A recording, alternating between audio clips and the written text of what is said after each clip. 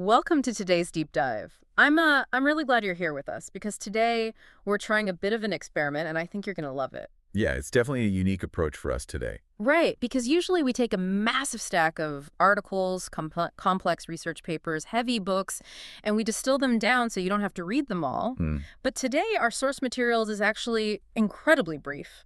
We're looking at a single, relatively short Wikipedia page about a place called the Pietro della Valle Italian School in Tehran, Iran. It's such a great exercise for a deep dive, really. Oh, absolutely. Because in an age of constant information overload, we're just so conditioned to think we need hundreds of pages to understand a topic. We assume more data equals more insight. Which is almost never true. Right.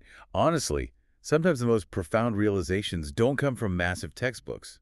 They come from analyzing the quiet details. Yeah. When you look closely at things like lists of active versus defunct institutions or how a government categorizes its overseas outposts, you start to spot much larger global patterns just hiding in plain sight. Exactly. And that is exactly our mission for this deep dive.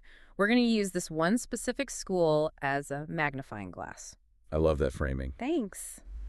By examining its ground-level details, looking at its sister schools around the world, and then zooming out to see the other international schools in Tehran, we're going to uncover a really compelling story about global connections and shifting international footprints. It's a fascinating story. Okay, let's unpack this, starting right at the street level. The physical reality of the school itself, where is it planted? Right, so the page places it in Farmani, which is a district in Shamir in Tehran. Mm-hmm. And we even get the exact street address, which is Labasani Avenue, number 47, zip code 19546431113. They even included the exact geographic coordinates. They did. 35 degrees, 48 minutes, 03 seconds north, and 51 degrees, 27 minutes, 56 seconds east. I'm treating it like an audio treasure map for you. It's great because having that level of granular detail, it really grounds the whole concept. It reminds you that this isn't just an abstract diplomatic idea. Right. It's a real building on a real street where real students walk through the doors every morning. And stepping through those doors represents a border crossing of sorts, right? Oh, completely. An international school is essentially a microenvironment. You have the host city outside, but inside, you're stepping into a completely different cultural and educational framework. You can even hear that crossover in the name of the school itself. Yeah, the linguistic shift. Exactly. So in Italian, it's the Scuola Italiana Pietro della Valle. And then we have the Romanized Persian equivalent, Madrasie Italiae Pietro della Valle. Just saying them back to back like that, Yeah. you hear the linguistic bridge the school is trying to build. You really do. Though, there is a brilliant little quirk about that name, Pietro della Valle. Oh, I was waiting for this. Yet, the source text covers the location, the curriculum, the global network, but it never actually bothers to explain who Pietro della Valle is. I kept looking for a short biography or just some context, and it's just a total Wikipedia dead end on this specific page. Which is honestly one of my favorite things about reading these hyper-focused entries. How so? Well, it encourages your independent curiosity. Sometimes sources just drop breadcrumbs for us to follow later. We don't need his biography to understand the school's function today, so for now he just gets to be the namesake mystery of our deep dive. A mystery man with a school in Tehran. I like it. But moving past the name, the curriculum itself is fascinating too. Right. The school offers courses all the way from kindergarten through senior high school, and naturally it offers Italian language courses. But what caught my eye is that these language courses are explicitly based on CEFR and CILs. Mm-hmm. Now, the page doesn't spell those acronyms out, it just drops them in. Right, and this is where a little structural context really helps. So CEFR is the Common European Framework of Reference for Languages. Okay. It's the standard European grading scale that goes from A1 for absolute beginners all the way up to C2 for absolute fluency. So it's not just a casual conversational Italian class they're running in this building. Not at all. And that's a crucial point. By locking their curriculum into the CEFR framework, they are offering what is essentially a portable educational currency. A portable currency. Yeah. If a student's family moves from Tehran to Rome, or really anywhere else in Europe, a B2 or C1 certification from this specific school is instantly recognized. It holds weight outside the walls of that building. It's institutional scaffolding. That makes a lot of sense. It anchors the students to a recognized global standard. And speaking of global standards, that standardized language framework isn't just for this one building in Iran. No, it's everywhere. Right. It's what connects this school in Tehran to a massive worldwide web of Italian schools. The page gives us a breakdown of this network, and there's a really sharp division right at the top. The structural hierarchy. The text categorizes Italian international schools globally based on the relationship with the Italian government. It points out that schools with the word "Städel" in their name are owned and operated directly by the Italian state. Well, the rest of the schools on the list are private. Right. Wait, so if a school isn't statal, does that mean anyone can just open a building, hire some teachers, and call it an Italian school? Theoretically, yes. Yeah. I mean, private entities, cultural groups, or expatriate communities can organize and fund their own schools. Okay. But the state still wants a say in the matter. Yeah. Which brings us to the most passive-aggressive piece of punctuation in the entire document. The asterisk. Yes, the infamous asterisk. The text notes that any school marked with an asterisk is explicitly not recognized by the Italian Ministry of Foreign Affairs as an official Italian school. It's brutal. Imagine pouring resources into an international school, teaching Italian, waving the flag, and the Ministry of Foreign Affairs just slaps an asterisk next to your name on the official roster. It's a perfect illustration of the tension between private cultural initiatives and state branding. The Italian government is fiercely protective of what officially represents Italy abroad. That makes sense. Soft power only works if there is quality control. If a private school isn't meeting those CEFR standards we talked about, or isn't aligning with the state's educational philosophy, the ministry withholds its endorsement. Wow. That asterisk is essentially a bureaucratic way of saying they might be teaching our language, but they don't speak for us. Losing that official recognition must have real consequences for a school's prestige, or even its ability to attract expatriate families. Oh, undoubtedly. But looking at the broader list of recognized schools, both the state ones and the private ones, the geographical spread is wild. They have outposts in Paris, like the Leonardo da Vinci School, and the Galileo in Istanbul. Over in the Americas, there's the Cristoforo Colombo School in Buenos Aires and the Guglielmo Marconi in New York. Notice the naming conventions across that spread. Da Vinci, Galilei, Colombo, Marconi. They are exporting their heavy hitters. Exactly. When you're building a cultural footprint overseas, you don't just export the language, you export your titans of science, art, and exploration. It's a very deliberate form of national branding. And that brand stretches into Africa and the Middle East, too. The text highlights a school in Addis Ababa, among others. But as you look at how the Italian government organizes this massive multi-continent footprint, things get a little strange from an administrative perspective. What's fascinating here is a bureaucratic anomaly hiding right in plain sight within the formatting of the list itself. Yeah, this part is crazy. So when the source lists the privately operated international schools, the Italian Ministry of Foreign Affairs actually classifies Turkey as part of Europe. This is why looking at bureaucratic lists is so rewarding. Right. Administrative classifications often completely ignore strict geographic or tectonic boundaries. A cartographer might draw the line between Europe and Asia down the Bosphorus Strait in Istanbul. But a government ministry organizing a private school network draws the line based on something else entirely.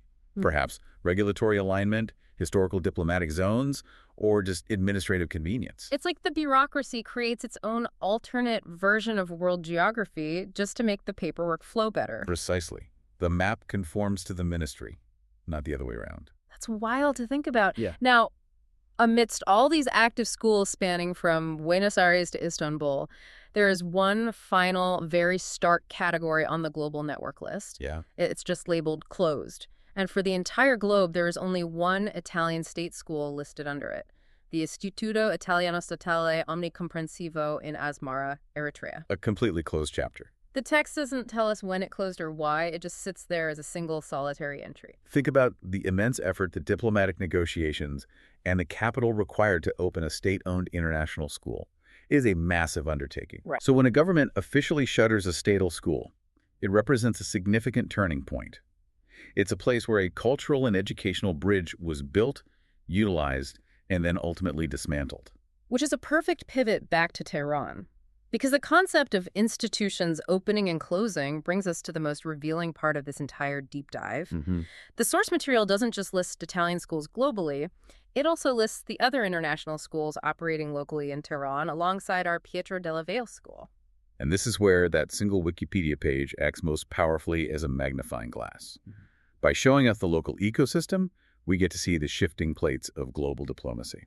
Here's where it gets really interesting. Let's look at the active roster first. Okay. These are the schools that are currently open and operating in Tehran today. We have the École Française. The French school. Right. The German Embassy School, the Kendriya Vidyalaya, which is the Indian International School, the Tehran Japanese School, the Tehran Korean School, the Pakistan Embassy International School, and a General Tehran International School. If you look at that lineup, what stands out to you? Well, it's heavily weighted toward major Asian economies and a few key European nations. You have France, Germany, Italy, alongside India, Japan, South Korea, and Pakistan. Right. And an active international school is usually a lagging indicator of robust economic and diplomatic ties.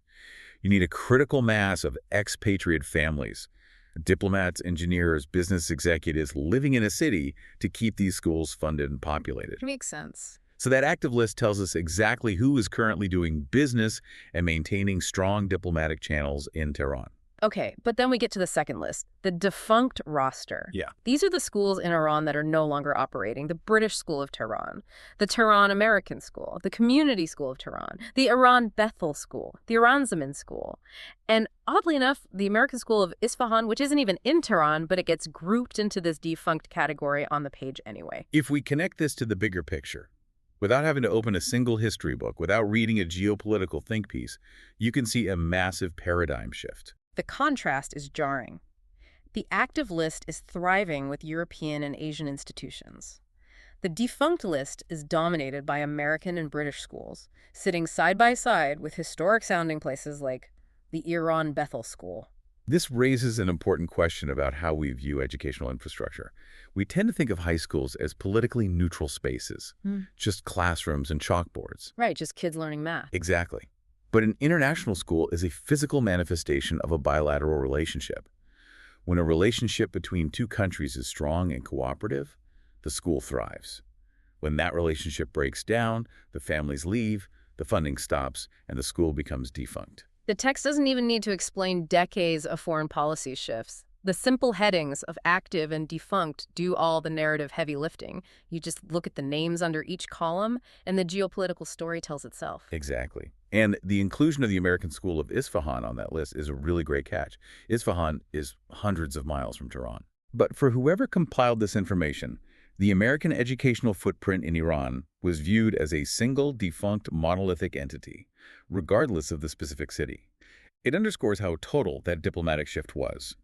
The physical buildings might still be standing, perhaps repurposed into local schools or government offices, but the international bridge they represented is gone. So, what does this all mean? We started with a tiny, highly constrained mission look at a brief Wikipedia page about the Pietro della Valle Italian School, located at Lavasani Avenue number 47. And from that one pinpoint on the map, we've unpacked a staggering amount of context. We covered a lot of ground today. We looked at how a curriculum based on European standards acts as a portable currency for expatriate families. We dug into the bureaucratic tension between private enterprises and state-owned statal schools, complete with the passive-aggressive asterisk of non-recognition. We explored how government ministries draw their own maps, casually grouping countries like Turkey into Europe just to make their administrative networks function smoothly. And we traced how a nation exports its cultural titans, Da Vinci, Colombo, Marconi, to build soft power from Buenos Aires to Addis Ababa. But most importantly, we read the silent stories told by the shifting landscape of international schools in Tehran itself. I think the biggest takeaway for you listening to this is that the built environment is never neutral. It is deeply connected to international relations. Knowledge is most valuable when we realize that the physical places around us, even something as seemingly mundane as a neighborhood high school teaching Italian, are actually nodes in a massive, invisible global web, a web of diplomacy, bureaucracy, and cultural exchange. It makes you look at city streets completely differently. Which brings me to a final thought I want to leave you with today. We spent all this time analyzing the international footprint in Tehran and the Italian footprint globally through the lens of active and defunct schools, but take a moment to look at your own city today. Look at the international schools, the foreign cultural centers, the consulates, or even the international businesses in your area. If someone were to read a list of them 50 years from now, categorizing them into active and defunct, what story would that list tell about the changing world we are living in right now? It's something to mull over the next time you walk past a school with a foreign flag out front. Thank you so much for joining us on this deep dive.